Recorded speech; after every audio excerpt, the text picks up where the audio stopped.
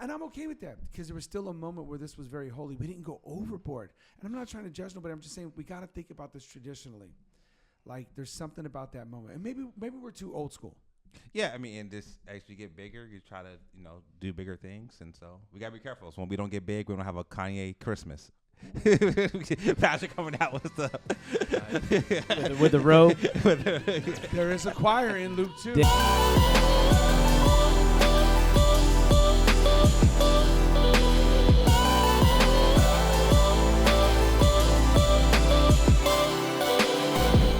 Welcome to Not For The Podcast. It's your boy, Anthony Chicano, and we got the Christmas edition with the Bishop and the Token. Christmas edition. Y'all ready for Christmas? Y'all ready to gain weight? Are we ready to gain weight? I don't know we're doing Christmas edition. If I'd have known that, I would have worn like ugly sweater or something. We should have wore ugly sweaters. All of you right now. I tell you what, if y'all buy us a sweater, we'll wear it for next Christmas. How's that sound? See? It's not going to cost you anything. You wear it? He's not going to do it. Why won't you wear it? No, do it? Hold on. What? I have one. I wore one last year. I just couldn't Time find out. Did you just say you'd wear an ugly sweater? That's it. We're wearing ugly sweaters next year. I'll be looking forward to that, man. That's going to be awesome. That's going to be good. Okay. I have to because I was informed of something last night that we got to circle back real to Christmas edition. We got to circle back. I heard you're having a Mexican Christmas this year. It's funny even no, the funny part. We've already had a day of mourning. Saying Mexican Christmas, some Mexicans are like, wait, what are you talking about? So I don't know if some Mexicans find that offensive or not. I don't know. No. What they should find offensive is celebrating it the wrong way. Yeah. Yeah. Hold on. I talked to your wife last night. Yeah. She told me y'all having Mexican Christmas. Yeah. Okay. I don't know if we're opening to all the guests. I don't know what we're doing, but I know we're staying up to midnight. Yeah. Yeah. This is how it starts. I call it the takeover. You're never gonna go back. No, I don't think. I think we're still leaving our presents at home. I think they're playing the Mexican bingo and stuff. Loteria. So they'll get prizes like that, and yeah. You guys be killing me with this stuff. Okay. Wait, do all the characters get played? Yeah. No, well, funny story. Raquel did this with my family one time, and then a black dude comes out, and she was like, "Oh." And I forgot the name of it. But yeah. And she was like, "Uh-oh." And she had to explain, it's a Cuban. It means Cuban. I was like, all right. Yeah, it means Cuban. That alone right there is hilarious. Okay, for the record, can you let everybody know most of your brothers are married to Mexicans, correct? No, it's two of us. Another one's married to someone's white. Okay. The other one's black. So, okay. But two of us are married to Mexicans. Yeah. So my other brother's married to a Mexican. They're like, oh, let's have a Mexican Christmas because none of our kids have ever done that. So the only one not having a Mexican Christmas right now is you. Do you feel any peer pressure? You ready to cave? Oh, not at all. No, we're still not opening up all our gifts on that Christmas Eve. So they still have something to wake up to in the morning and be excited about. You guys be killing me with so this. you're gonna stay up till midnight? I'm not staying up. I'm not staying up till midnight, but we will open the gifts. We don't have to stay. We don't have to do the whole midnight thing, bro. I'm old. I'm tired. Like I mean, sure deduct me some points on that one. Okay, I don't know what to say, but we're gonna get to all things Christmas at the end. I've got a little checklist of questions just to get to know you guys better. Of some Christmas things, but do we all agree emphatically that this is the week to gain weight? Like this, it's starting, it's happening. No, I'm gonna maintain. If I lose some weight, you gonna do your best to maintain? Yeah. Okay. What about you? You just gonna let it go this week, or? No, I'm gonna maintain. You're gonna maintain. I'm letting it go. I don't care. I put it out there. I don't care. Because I've already got plans. I've got some meals. Already got plans. I'm doing this. So many people gave me food yesterday. I got tamales. I got baked goods. I'm like, screw it. I haven't even. Leave it in the comments. If you guys are just going to let it go, you tell us you're just going to let it go. That's it. And then we'll get back on track as soon as Christmas is over because I'm about to go all in. Hey, I want to shout out Cassandra. That's your wife, Mike, just so everybody knows. She gave us this right here. Oh, hold on. Let me get this situated. This is to keep us in check. Okay. This shout out Pastor Jerry German. Where did she get the picture? I don't know where she got the picture from, but we're going to keep it close by the side that we might keep our conversation holy and before the Lord, and we're going to do our best to do that. Okay, somebody sent me this clip. I forgot who. I'd have to look, but I want to get your take. It's going to be pretty lighthearted today. It's going to be pretty lighthearted, okay? Because it's Christmas edition. It's gonna keep kind of like Charlie Brownish, all right? But I want you to watch this clip, and I want to get a first reaction. You guys have never seen this clip, so I want to get a kind of a first reaction. But I think this is spot on. Watch this.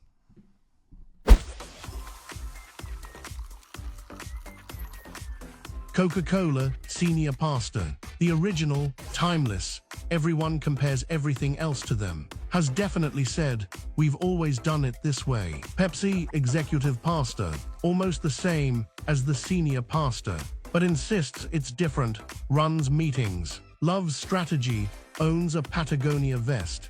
Diet Coke pastor's wife, runs the church unofficially, knows everything, survives solely on caffeine and prayer. Mountain Dew youth pastor, wears sneakers on stage, drinks this at 10 p.m. Says let's go way too much, sleeps never. Sprite worship leader, clean, simple, refreshing, always says let's just strip it back. Acoustic set energy. Dr. Pepper, creative pastor. Nobody fully understands them, but it works, slightly chaotic, absolutely beloved. Fanta kids pastor. Loud colors, big energy, sticky floors. Smiles through absolute madness. 7-Up pastoral care. Calm presence, soft voice, always saying, let's take a breath together. Diet Pepsi associate pastor. Always helping, rarely thanked. Constantly saying, I can jump in if needed. Coke Zero production director. Looks like the real thing, but is fully tech-brained. Says things like, it's a routing issue. Keeps the lights on, literally. All right, what did you guys think of that one? The Fanta, the sticky pastor. kids sticky floors. What'd you think? 7-Up. For sure. Yep, you sick? Go get your 7-Up or some type of clear soda, pastoral care. Hey, that was pretty accurate, though, Yeah, no? it was pretty funny. Yeah. Okay, but I don't drink Coke Zero. It's got to be Pepsi Zero. No, you switched That's- up. You used to I drink did. Coke I Zero. used to be always Coke Zero. That's funny. But I just thought that the creative pastor, Dr. Pepper. Nobody was understands great. them. That was great. If sodas could really tell it, I thought that was good. You guys like that one? How Yeah, you rate so- that one? How you rate that one? It was good. It was good. Do you own a Patagonia vest? No, I don't. So we just swapped it out with Ralph Lauren. Yeah, well, that's like a style, right? It's like Patagonia, the pattern. yeah. Yeah, it's the pattern, not on. No, a pattern. Patagonia is a brand. It's a brand. Oh, I thought it was a pattern. No, it's a bougie brand. You gotta have some money. It's a different right. season of life. We got It's that a- kind No, of I know- It's just a different part of town. It too, is. to Yeah. show. But I also thought it was. Should we do a but I hood also version? thought it was known as a pattern too. But anyways. whatever. Oh, okay. I don't think so. Yeah, but it'd be all but I know we should do a hood edition, huh? And it just be colors. Yeah, it just Or what? Liquors? I was like, what are you gonna do? Liquor? Or what? Purple drink. yeah, drinking Red the purple drink. drink. Or Which the one's Jarritos. We'll do a slightly hood, the Jarritos drink. That'd be great. Hey, speaking of Jarritos, I'm telling you right now, I don't care what anybody says, piña is the best flavor. Pineapple. Yeah. That's like my all-time go-to favorite. Yeah, I'll agree. Okay. I'll agree. Okay. You know, the lime one ain't too bad either, but I just, when that pineapple's available, I'm all over it. Because I don't like the orange one. I don't like the red one. Really? They're okay, but yeah, what were you going to say? Yeah, that's probably the most consistent. Oh, The pineapple. Oh, yeah. Just okay. I got another video to show you guys. I'm showing you this video because I just want you to know that when the day comes and someone just says, Pastor, I just feel so led to bless the church, and we get our first $1 million check, I'm speaking it into existence right now. Like somewhere out there, one of us has got a rich uncle. I mean, it's clearly not me, that I'm aware of. But if it is, like, he don't know me, I don't know him, like, there's a whole backstory to it, and he was just give the church $1 million, okay? I just want you to know I'm going to dance like this, too, right? I think this is how David danced right here. Watch this. Come on. Hot, sicker than your average. Twist cabbage on instinct. Stink pink gators. My Detroit players. Tim's for my hooligans in Brooklyn. Dead right. Be there every night. Papa been school since days of under rules. Never lose, never choose to. Bruise, cruise, who? Do something to us. Talk, go through us. I just want to know one thing. When we get that $1 million check, y'all going to dance with me like that? I'll dance with you. Hey, we get $1 million, I'll dance with you like that. Hey, you in? Come on, bro.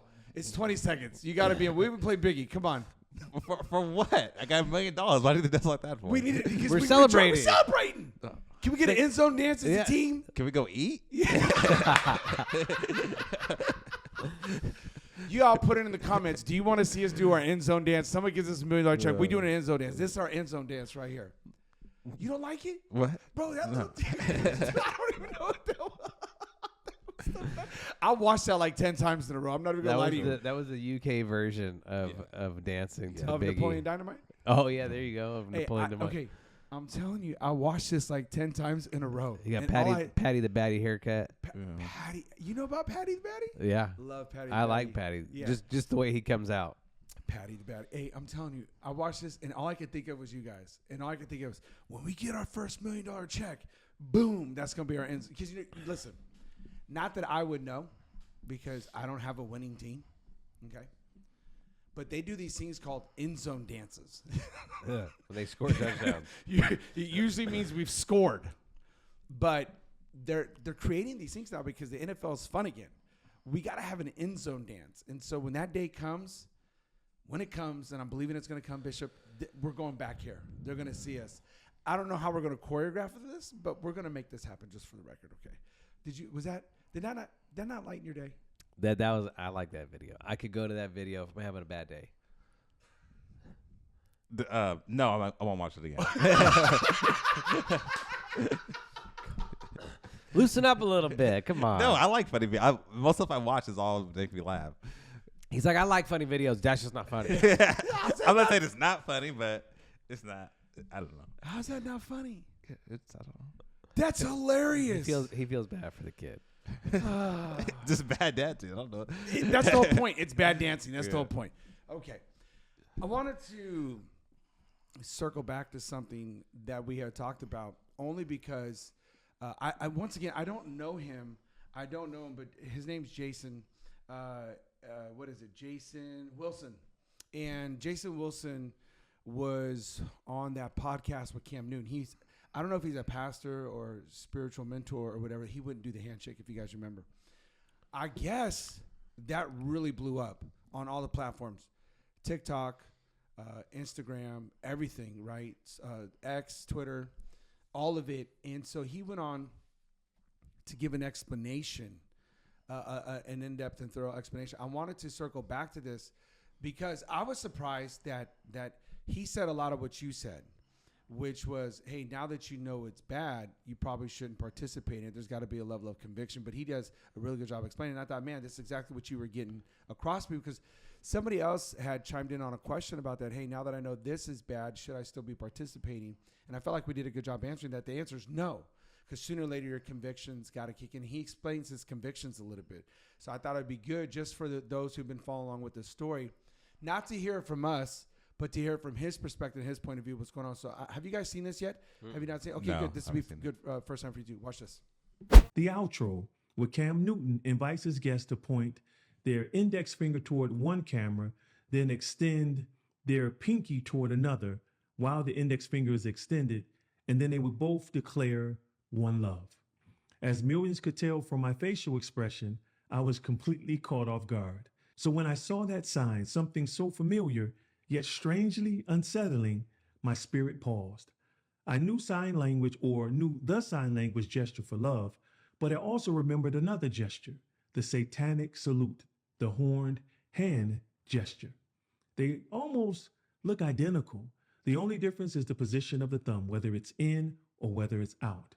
And although Cam said that he was unfamiliar with any other meaning for that hand gesture, I chose to follow my conviction and not participate. See, the horned hand gesture with the thumb folded in existed in pagan cultures for centuries. It was associated with the horned deities and used in rituals, superstitions, and curses long before Anton LaVey, the founder of the Satanic Church, as the symbol of the horns of Satan. Then much later in America, the I love you hand sign emerged within the deaf community, a gesture formed by combining the American Sign Language handshapes for the letters I, the letter L, and the letter Y. I want to be clear here, there is no evidence that the deaf community created it with deceptive and spiritual intent. Yet visually, the hand shape is strikingly similar to the ancient horned hand satanic salute gesture, with only one subtle distinction. That is, whether the thumb is extended or is folded over into the palm of the hand. And here's something most people don't realize. Even the thumb out version, the same handshake American Sign Language uses to mean I love you, has been used in rock culture and dark occult themed imagery. In fact, the BBC reported that Gene Simmons of the iconic rock group Kiss once tried to trademark what he described as the devil horns gesture. So when a hand gesture meant to express love resembles one that ancient pagan cultures, modern pop culture, and occult movements have used to celebrate darkness and defiance, that's not something I can ignore. Because it's in the gray areas where the devil hides his influence most effectively. Remember, he was subtle in the garden. Genesis. Okay, I thought that was a great explanation. What'd you think of that explanation? Yeah, he's living according to his convictions in that moment. It just felt that's what God's leading me, so this is what I'm going to do. It could lead to more as you go farther and farther, but I think you stick with that. Like, what is the Lord leading you to do? Because you can start getting into other symbols, like, during Christmas or Halloween, things like this. People could well, it's related to this, so you shouldn't do it. And so these are the constantly arguments that we have dealing with like certain festivals and events that we have and hand gestures. And so it really comes down to what is God telling you to do and to be obedient to that. Yeah, I thought that was good. What was your thoughts on him explaining himself? I think I missed it. What was he saying about what Cam Newton was asking him to do? Did he mention it, that he agreed with what he did or he didn't do? Yeah, he didn't agree with it. He wanted nothing to do with that. So he's just clarifying why he did it. Correct. Got it. Yeah, I mean, I think that it's profound to be able to see somebody display their conviction on a platform like that, where it's like, excuse me, he's really kind of put in a bad spot, like in that moment. What are you going to do? And I think it's things like that. I think we can teach our kids, like, hey, you can stand up for what you believe in, even if you're going to get some pushback, some flack. Even if the person who, because I think they're friends, right? Him and Cam, right? In order for Cam to bring him on the podcast. Swore he calls him a spiritual mentor, spiritual father. That's what actually in that clip previous. Yeah. And so I think that, we could use those as a teachable moment to other people. Like, hey, you could still be friends with people and kindly disagree. Like, no, I'm not going to do that. Can I just throw this out there to you guys? You have to have convictions as a believer. If you don't have convictions as a believer, then you're going to go as the wind blows. And I don't understand why more believers don't have conviction. Let me give you a little case in point. With this brother in the Lord, right, it was a hand gesture with brother Jason. It was a hand gesture. It was like, hey, I'm not capitulating. I'm not giving in to that. But I also feel like your convictions will set you apart in even subcategory Christian groups. Like, I know plenty of pastors who drink out there. I don't drink. I don't smoke cigars. And I'm not saying that pastors who do are less spiritual or anything like that. I'm not there to judge. What about photo shoots? I don't do photo shoots. Oh. You guys are busting my chops over that still. I don't do photo shoots either. I also don't preach against them or preach down, right? I do if it's drunkenness and that type of stuff, yes. But I know that my convictions, and I think people need to know this, your convictions will really start to limit what type of invitations you get. I know I don't get certain invitations because I know I don't drink. And just me having my own personal conviction, I think some people don't want that around. They only want people who are going to participate in what they're doing. And I'm okay with that. That doesn't bother me. I got to be true to who God has called me to be. I came out of an alcoholic situation and drug situation. I'm not going back. Excuse me. And for me to even think about going back or try to take a step in there or even flirt with this, so to say, is how I get caught slipping. And I'm not trying to do that. It's the same reason why I won't watch certain type of movies, why I don't participate in certain types of things. I think y'all understand where I'm coming from. We have to have our convictions. Having said that, though, I see that Christians, this is where they vacillate. This is where they really get caught up It's like, hey, but I have these certain friends, but this is my convictions, but they don't have the same convictions. I always tell people this: if you hang around long enough, one or two people are going to change. Either you're going to change or they're going to change, but you won't stay the same, because you got to have a common interest. That's what makes you a tribe. That's what makes you a collective people group. And I just want to embolden people to stick to their convictions. And as this brother did, and I like how he admitted, you can see on my face, I was caught off guard, but yet he didn't bow. He said, no, this is what I firmly believe. And I think that's what's missing, in our Christian community is we don't have people who are standing on their convictions, even when it costs something. I'm here to tell people convictions will cost you something, and you got to be okay with that price. You'd rather be okay with paying that price instead of getting a bill of regret. What do you think? Yeah, there's going to be things in your own life where God's leading you to do, be the reasons to maybe serve people or something God knows you can't handle, whatever it may be.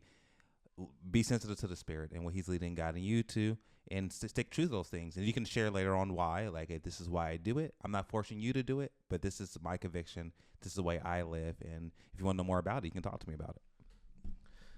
Yeah, and I don't think it's a negative thing. I think sometimes it could be kind of pitched as a negative thing. Okay, why is that though? You're right, but why is it pitched as a negative? Because it's like, well, you're looking down upon somebody, right? Like, let's say that you get offered to go have wine with pastors or drink cigars, smoke cigars, and no, I don't do that. He's looking down on us, or he thinks he's better than us. Maybe that's kind of like the way that it's pitched. But I think that when you violate your convictions, it also hurts your opportunity to share faith. Wow, you're right. And so when you're in a friend group and you're like, man, I know I'm trying to live differently, or we just really don't participate in this, and you don't participate in it, and you do hold a line, it gives people an opportunity to ask you why. Right. And then later on, this is what happens. If you say no long enough, we don't do that. Right. Eventually, people will come around and say, hey, why don't you do that? Or they get put in a hard spot, and they're like, hey, well, he's a real one. She's a real one. I'm gonna go and I'm gonna talk to them about what I'm going through. Yeah. But if you constantly violate your own inner convictions, then it just really hurts your testimony when it comes to sharing faith. Mm. I will say this as well. When we talk about convictions, I try to be sensitive to other people's convictions, okay? And I think this is the part that's missed too. I have friends that don't listen to any secular music. If it ain't Christian, they don't listen to it. I don't have that same value. I listen to all types of music. It just depends on what time of the day, what mood I'm in. I was rocking Journey yesterday after church. I just put on my Journey channel. I don't know why. I just felt like I wanted to hear it. I was looking for a specific song. I like When the Lights Go Down in the City. That just happens to be one of my favorite songs. I don't push that on nobody. I'll have people who come around. They don't really listen to any secular music. I won't put any on. Like, I respect their boundaries enough to where, like, I'm not trying to put them in any type of spot or any type of way that I'll just go ahead and change it. It's just who I am. And why? Because I respect people and I respect their boundaries.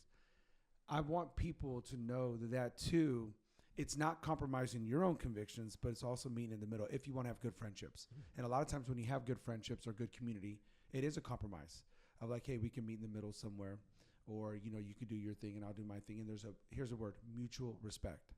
And I let people know that from the jump, because I've pastor friends who drink, and I'm like, I don't judge you.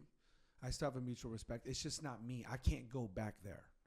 And I think that's people being able to understand themselves. Like, there's a certain line you can't go back to anymore. I can't go back there. And I think that's what most believers are missing. I think that's why some believers even handicap themselves, is because they don't realize, like, hey, you can't go back there.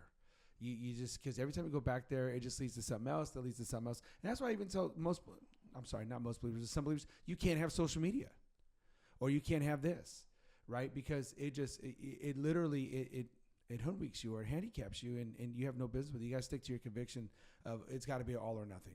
And that's okay to do. And I just want to encourage people with that. Speaking of convictions, man, I have to show you this clip because it goes along with my reading this last week. But talk about lack of convictions. This thing has blown up. I've saw it on all platforms now. This is probably the first time you guys are going to see it.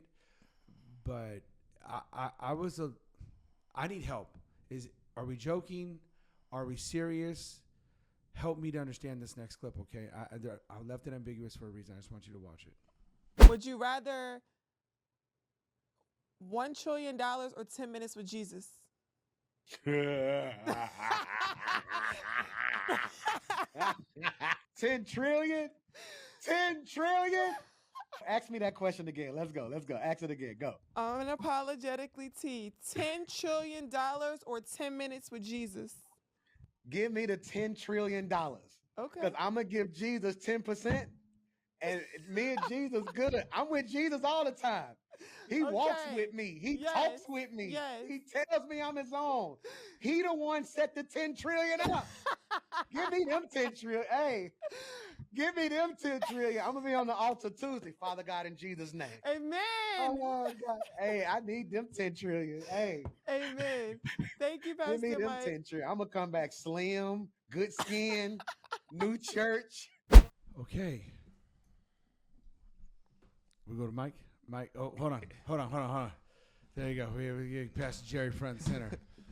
What you got, Mike? What you got, Pastor? I don't know. What do you say to Pastor that? Jerry front and center.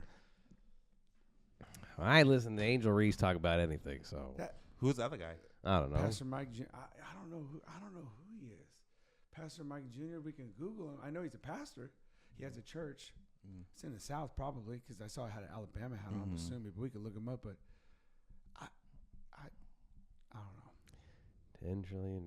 Is he serious? I want. I think he's serious. Okay, so did I. I mean, I don't like the question. I mean, it needs to be phrased different. I don't know.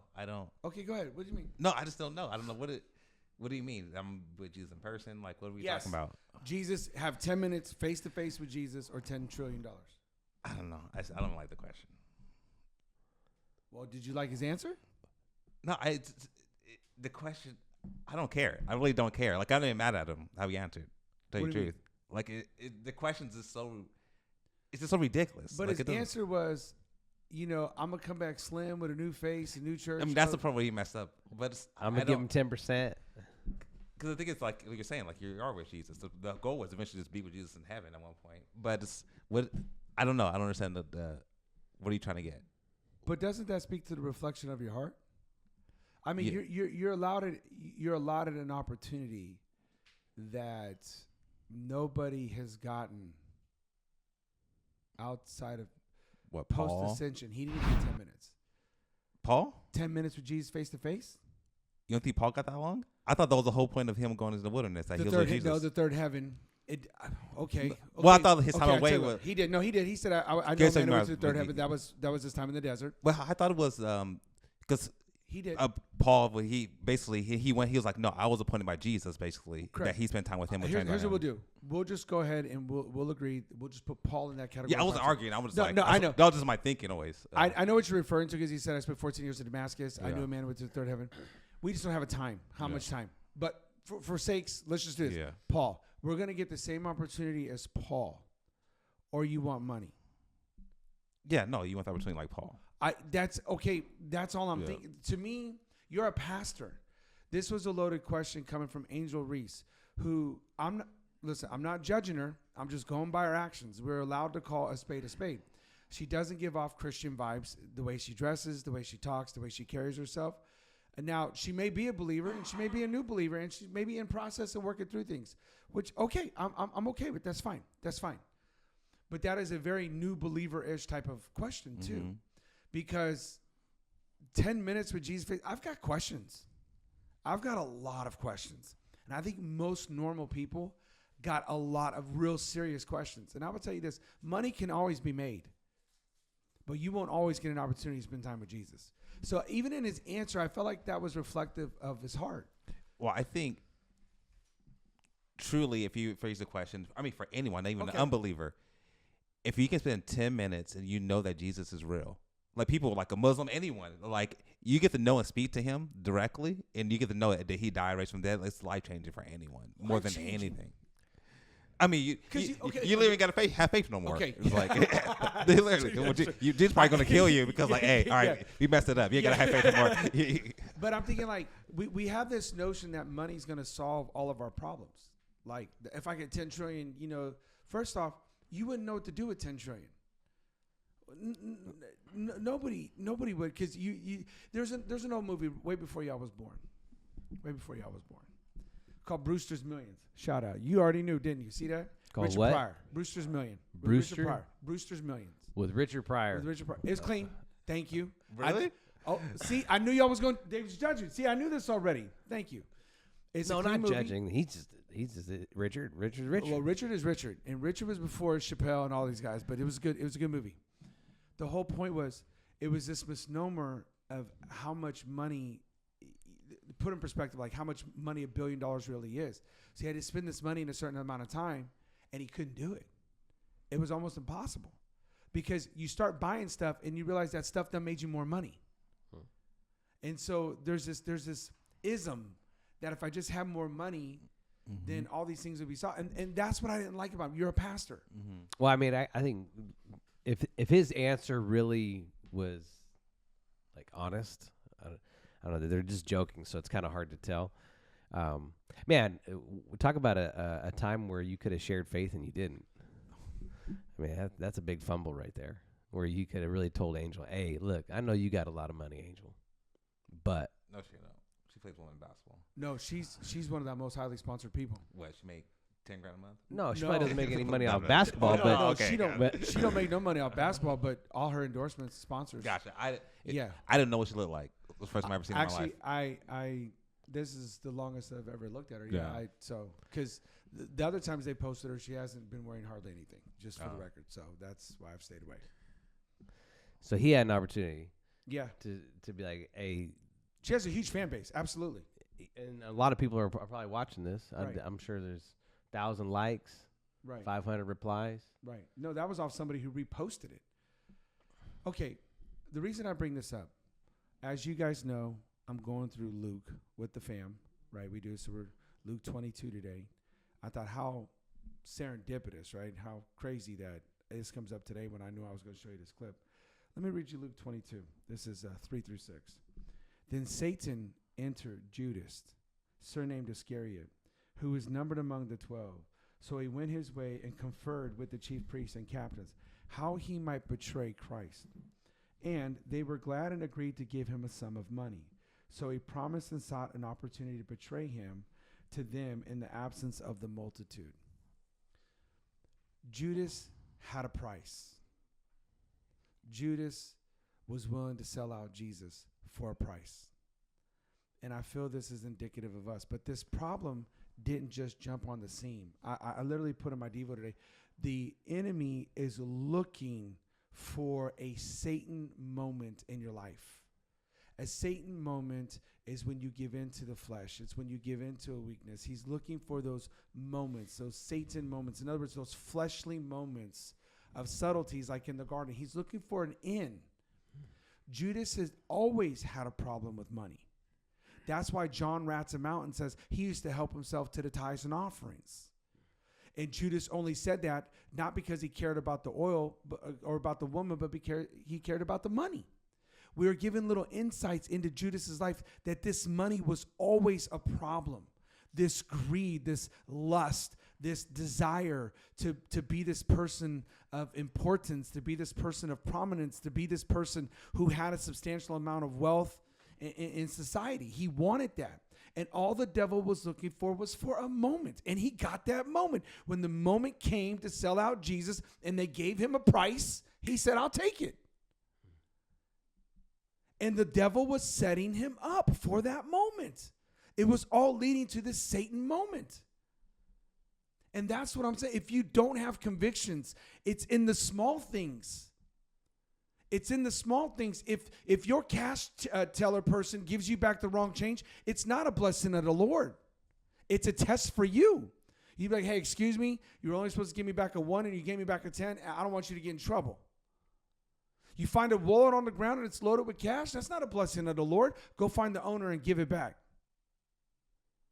All these things are tests. They're tests.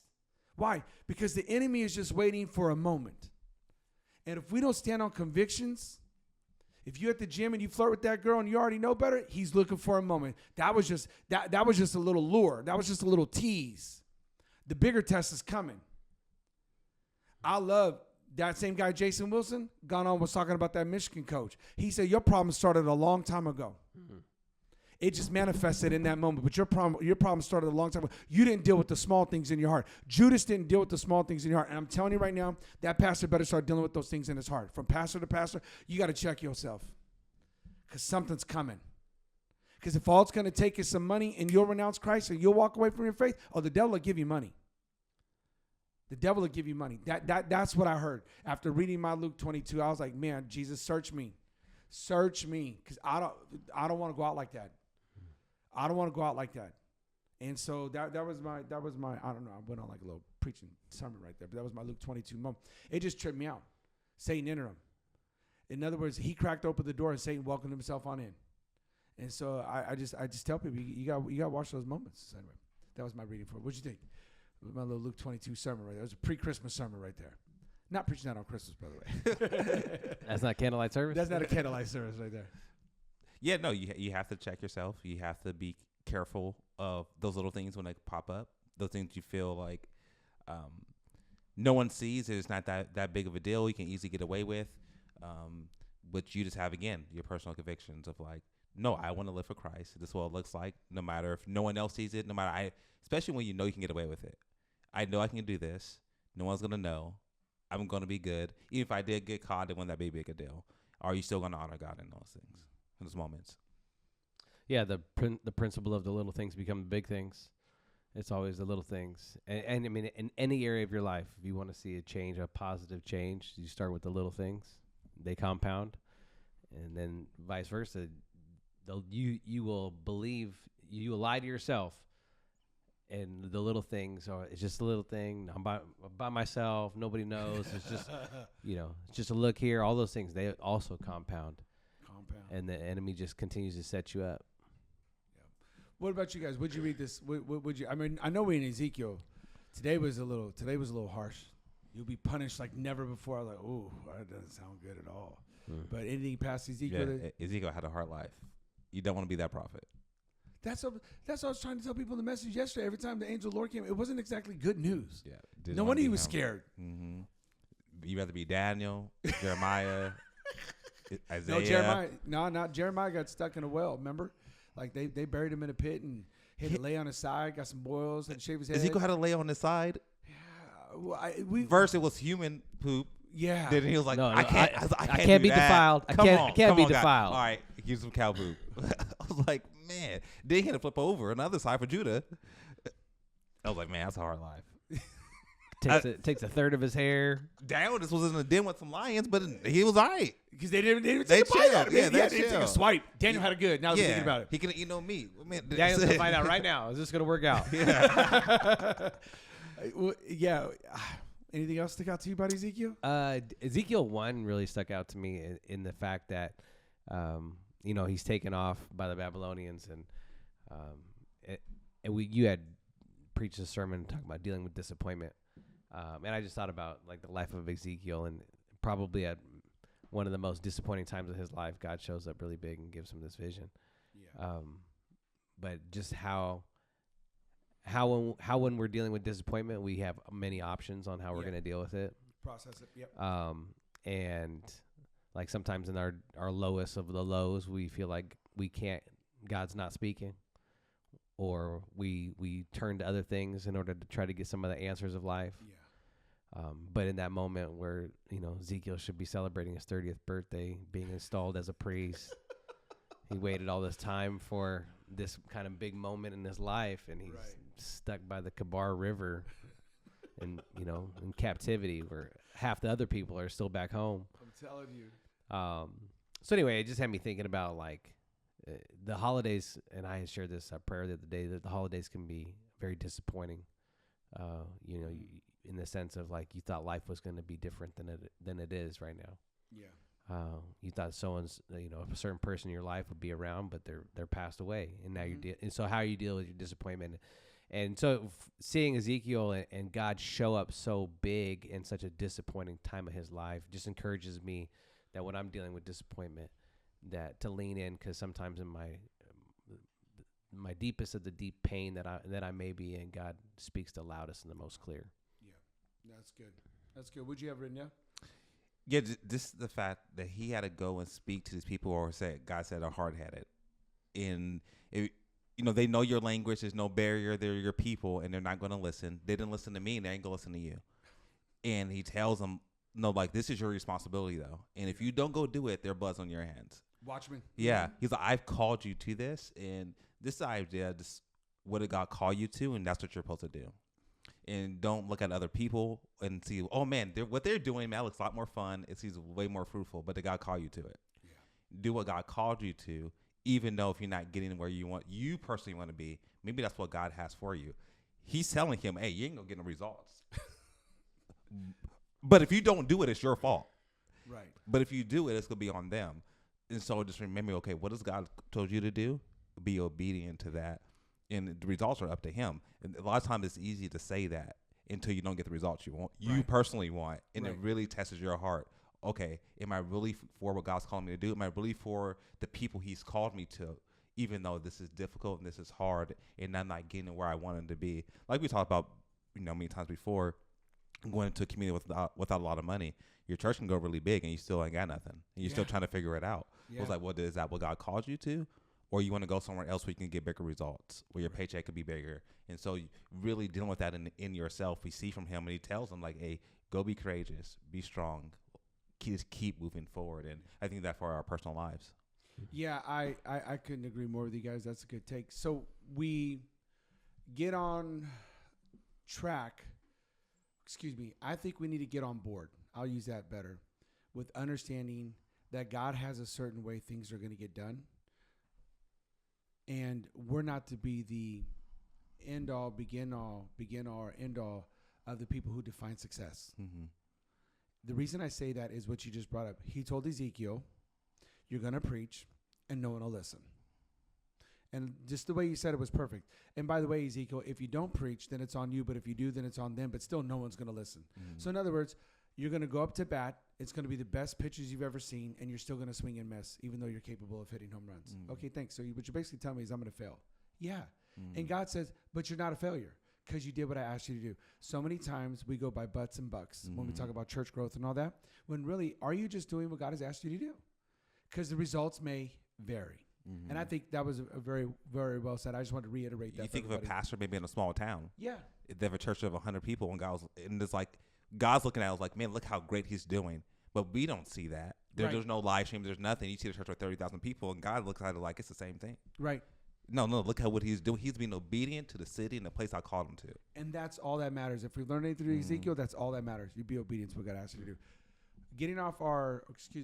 Going off of our Christmas services this weekend, leading up to our candlelight service coming up this week, I was thinking about some things, and I was thinking about the sermon. I always play a little Monday morning quarterback, especially when I have to drive campus to campus, revamp some things, redo some things, or say some things, or don't say some things. Was there anything that stood out to you this past weekend, looking at the word Edu, right, the word behold? Was there anything that stood out to you?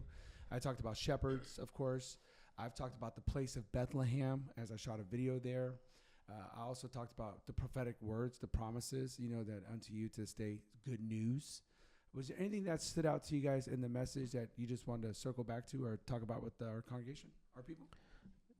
You had presented a question essentially saying, are you still in awe of God? Yeah, the wonder. Mm-hmm. The wonder. And it just reminded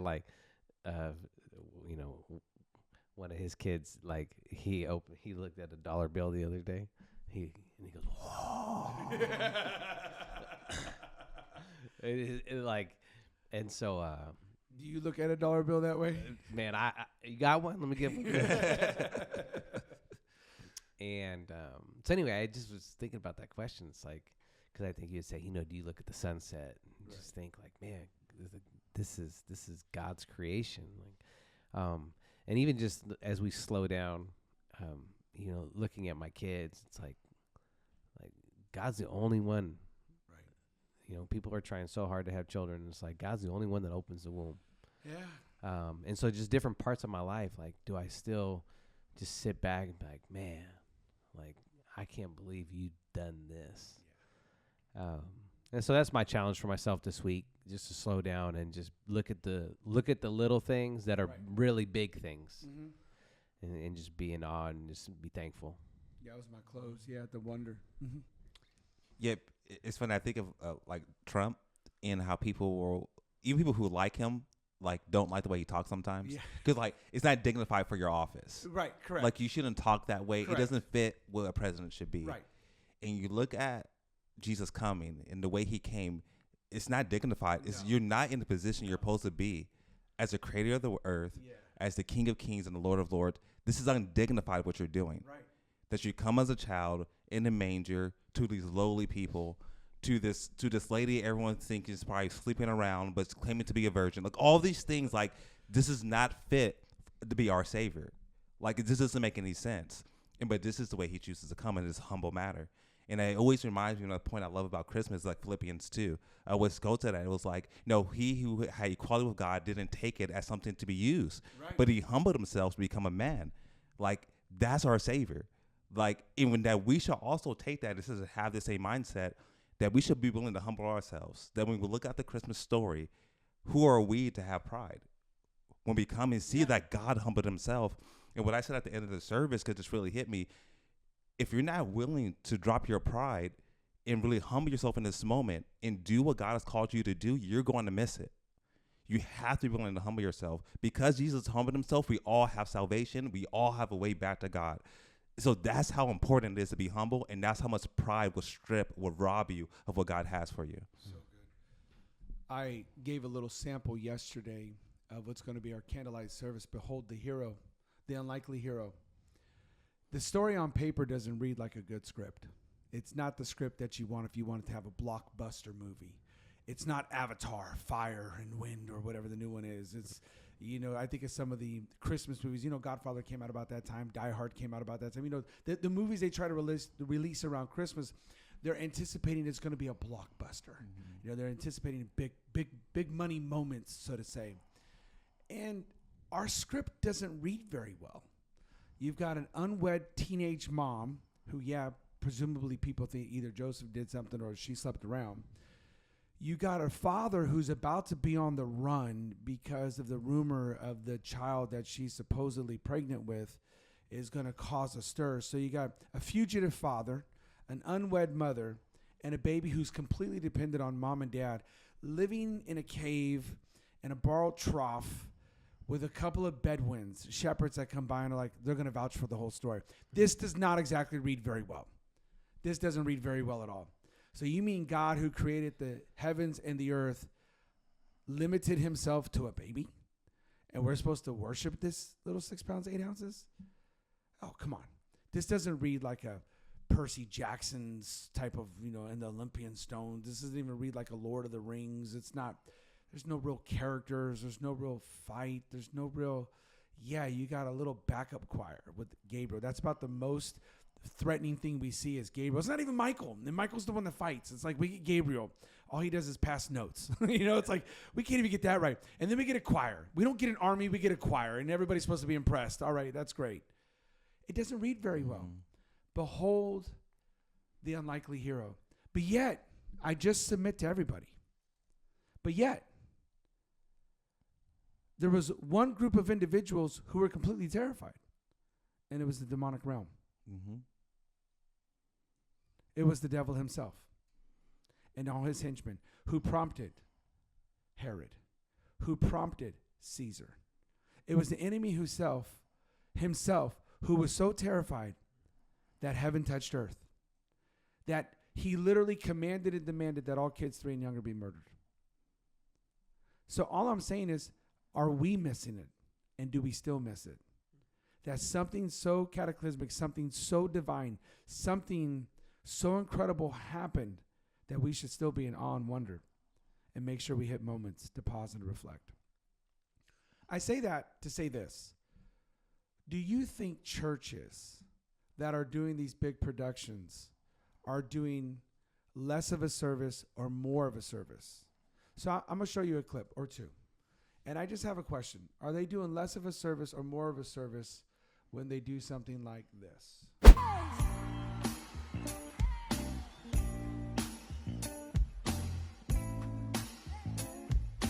Dashing through the snow in a one-horse open sleigh, all the fields we go, joy everywhere. Yeah, it's Christmas time up in the air. Let me hear you say, "Ew." Say, "Ew." Yeah, it's Christmas time everywhere. Yeah, it's Christmas time up in the hey, yeah. Great team, show us what y'all got.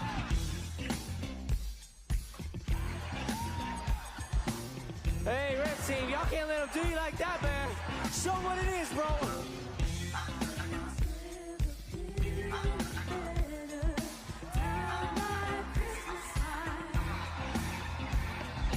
Alright, I'm gonna need y'all help. Stay ready to have to get ready tonight, bro. Congratulations.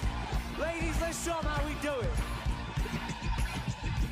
And this Christmas will be a very special Christmas for me. Okay, besides us knowing a lot of those beats and songs, that's pretty bad. Doing too much, or are they trying to reach their target audience and trying to do what they do with their Christmas performance? Your feelings on this? We talked about before as a pastor, you're trying to do something for your congregation. Okay. So, now what is he trying to do for a congregation? I don't know. It wasn't very Christ-centered. It was a good production, but it wasn't Christ-centered. It didn't point you back to Christ. And so I would just wonder, where does this lead to? Does it lead to Christ? It didn't seem like it. I don't think I saw anything necessarily bad or, half-naked girls dancing around, things like that. But it didn't seem Christ-centered. Well, I don't know. No, I don't. Okay. I mean, it's all right. So, I wouldn't have thought of that as a Christmas performance. Yeah, it didn't really seem Christmas. If it wasn't during Christmas, I would have known it was a Christmas thing. Like parts of it, you might see a tree. When I think Christmas, I don't necessarily think of Lolos with hydraulics, but nonetheless. Give me nonetheless. Yeah, nonetheless, I mean, you got to know your demographic, right? Okay. And so that may be their church, and That's what they do on Christmas. well, like maybe it's like an outreach type Okay, of like, hey, invite your friend. We're gonna have a different type of Christmas service. Who you inviting, Chewy and Pookie, or who we inviting here? Well, they What are we need doing? Jesus too, right? I mean, I've seen. I saw a video of a Christmas performance here in town. I mean, it's just your demographic is different. They had the lead pastor coming down on a sleigh. Okay. All right. So, All right. I mean, it's just. Can I show you another one? Can I Yeah. show you okay, here's another one. Hold that thought.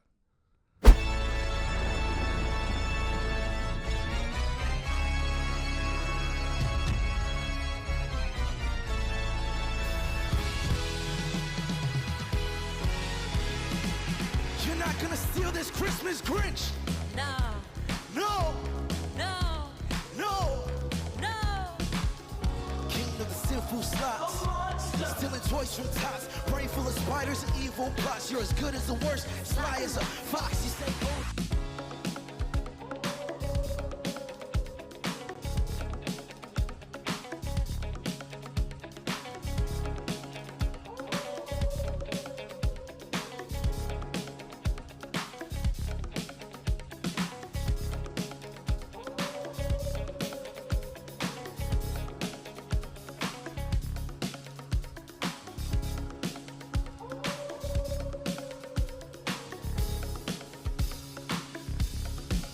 Listen, Grinch, what do you hear? Your Grinch trick being called a tear. See, I hope you're hearing this loud and clear. Listen, sound of songs, laughs and cheer. Every week, one of you feels all the small is. Sing it out with no gifts at all. Came without ribbons, came without tags, came without pockets, just pockets with You're a cash. green Hoping you understand Christmas ain't last. Keep all your quick, keep all your hash. Christmas for who's doesn't come from a storm. Christmas for who's is a little bit Cause more. you're a Till your pleasure is slow. Me so Christmas for who's will always be. Long as we are we.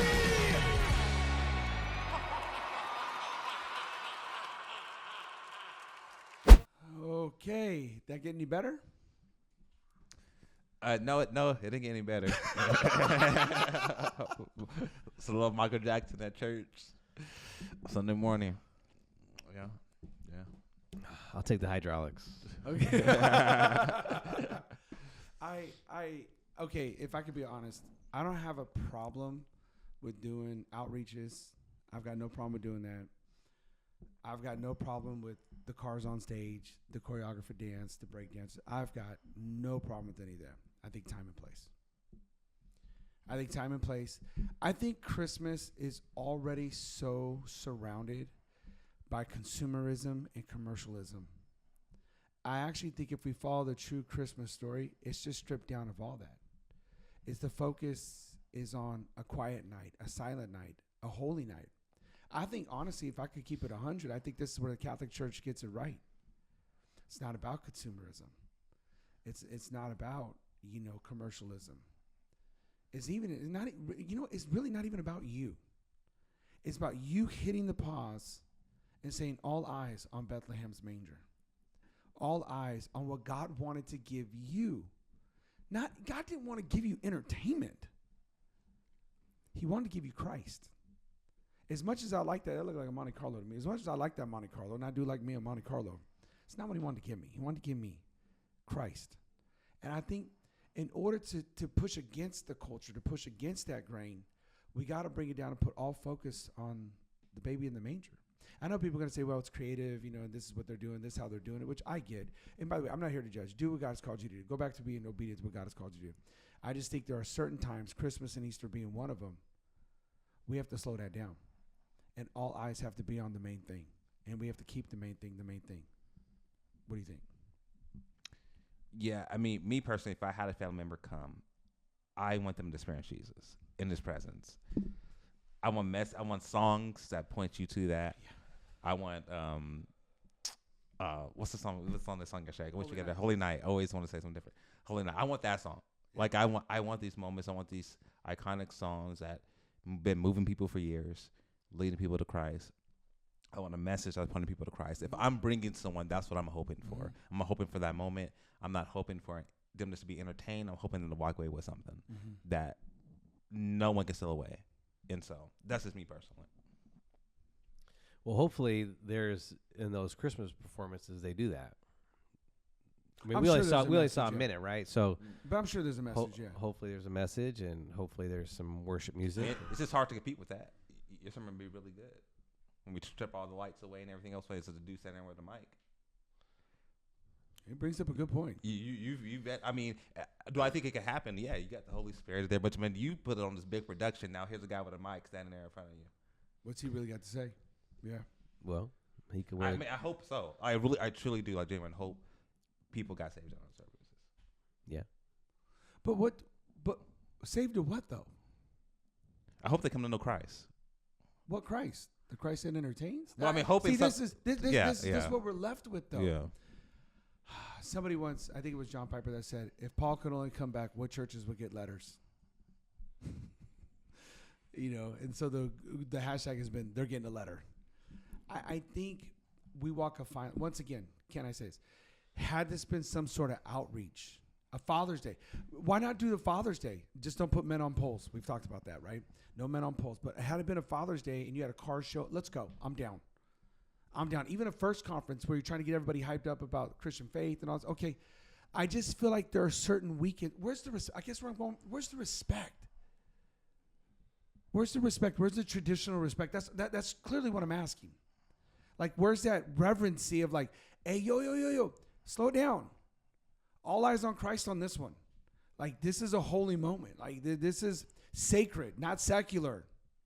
Am I wrong in thinking that? I mean, yes, wrong person. I'm down for that every Sunday. Okay. Forget that. Am I wrong in thinking that? We can't ask him. I don't want no more fog machine. Hey, we don't have a fog machine. I know. No, we got no fog machine. It clogs me up and everything. Yeah. Mm-hmm. Are we wrong in thinking that though? We had a fog machine one time. Remember? I know. Yeah, I didn't like it then. Choked. Yeah. Yeah. I mean, I think that sometimes you get caught up in, wanting to appease people and wanting to grow your church, and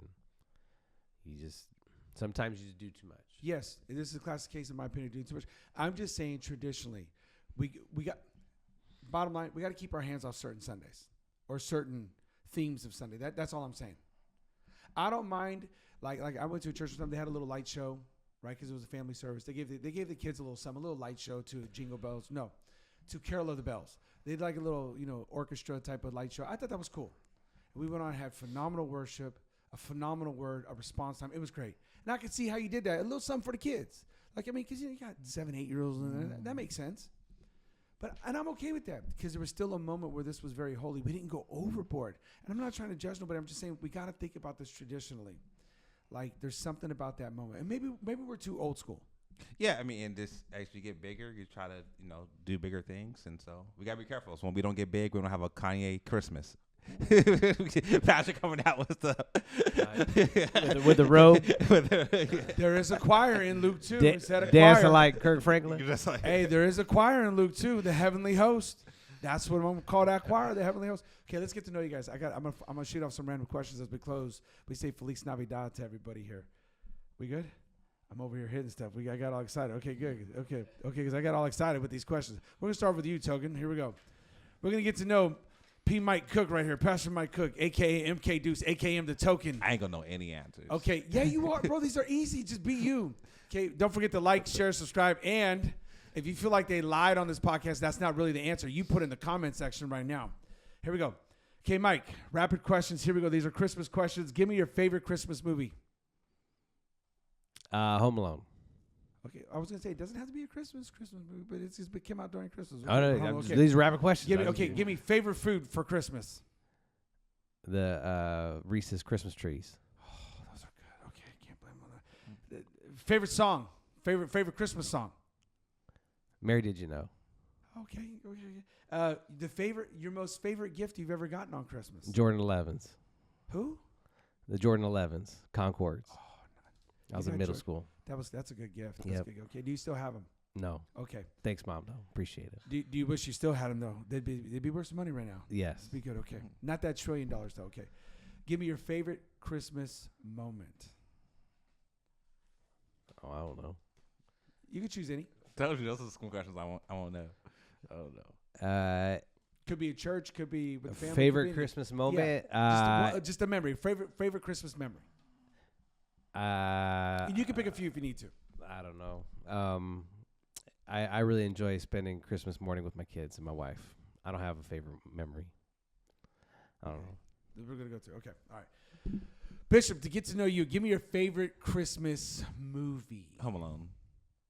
Really? Yeah, no, I love Home Alone. Okay. I love that movie. Okay, you know they say that it has a little bit of a type. I know. of I just saw Christ that. in it. Yeah. Okay. I love Home Alone 1 and 2. I Okay. love those movies. Give me your favorite food during Christmas. What do you got?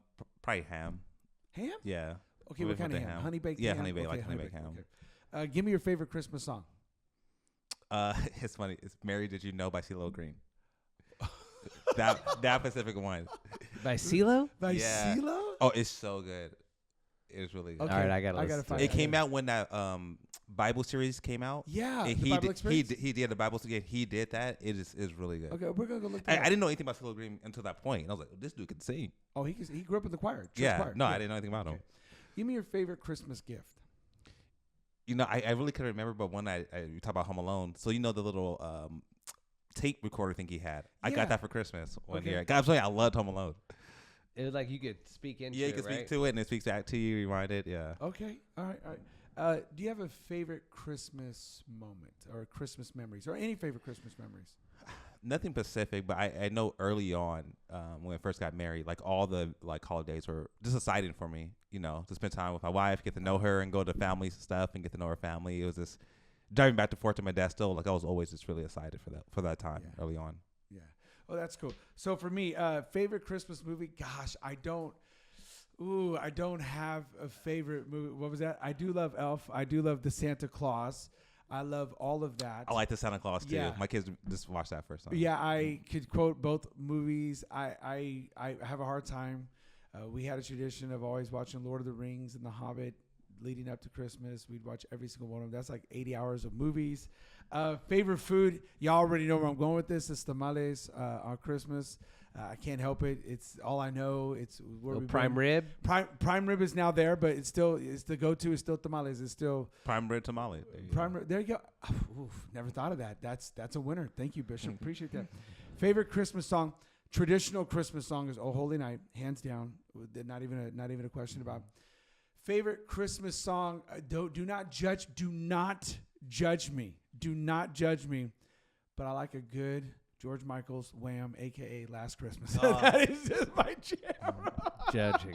Don't judge me. We listen and we don't judge, Mike Cook. We listen. And why you smirking? No, people say that. I tell people I judge. So don't play that game around me. Okay, but it is a holy night. But yeah, I like a lot of Christmas songs. But that one, I jam out to that one. Okay, favorite Christmas gift? I don't know. I different gifts have different sentimental values. If that makes any sense. I've been given pictures. I've been given articles like watches, stuff like that. So I couldn't say a favorite Christmas gift per se. To me, I would say, Christmas gifts for me has been more of what I've given away than anything else, to watch other people be blessed and to be, encouraged. That to me is just gifts. Don't want to be spiritual, but the favorite Christmas gift I got was Jesus, to be honest with you. It's because the rest I feel like, you could get on your birthday or you can get it another time. So anyway, favorite moments.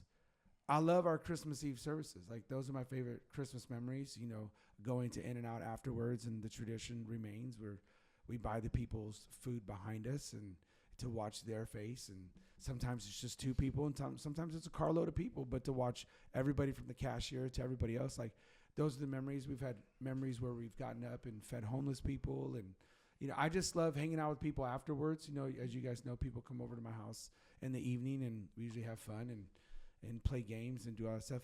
Memories are built around moments, and the moments that I cherish the most are with people I love. And so that's how I look at it. This has been the Christmas edition of the Not Offended podcast. Please like, share, comment. We'll see you next week. We're out.